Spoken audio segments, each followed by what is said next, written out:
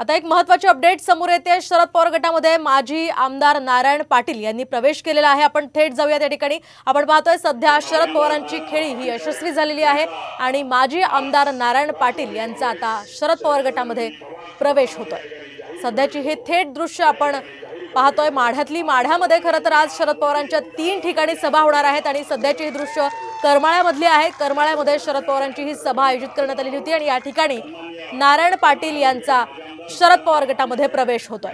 सध्याची ही थेट दृश्य आपण पाहतोय। सध्या शरद पवार हे धैर्यशील मोहिते पाटील यांच्यासाठी मैदानात उतरलेले आहेत आणि त्यांच्यासाठी आज एका दिवसात 3 सभांचं आयोजन करण्यात आलेलं आहे।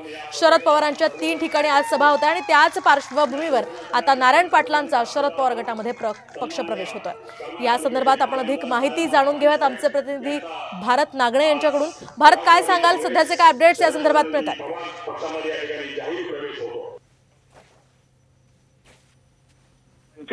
माढ्यामध्ये 3 जंगी सभा होत आहेत। आज पहिली सभा करमाळ्यामध्ये सुरू आहे। या सभेमध्ये करमाळ्याचे शिवसेनेचे माजी आमदार नारायणबा पाटील यांचा नुकताच आता राष्ट्रवादी काँग्रेसमध्ये प्रवेश झालेला आहे।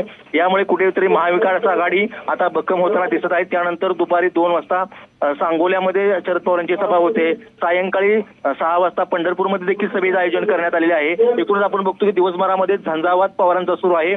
सभांना मोठी गर्दी आहे। एकूणच आपण बघतो की शरद पवारांच्या या सभेमुळे कार्यकर्त्यांमध्ये जोश वाढलेला आहे, उत्साह आपल्याला या ठिकाणी दिसून येतोय। अगदी नक्कीच, धन्यवाद भारत दिलेल्या या सविस्तर माहितीसाठी।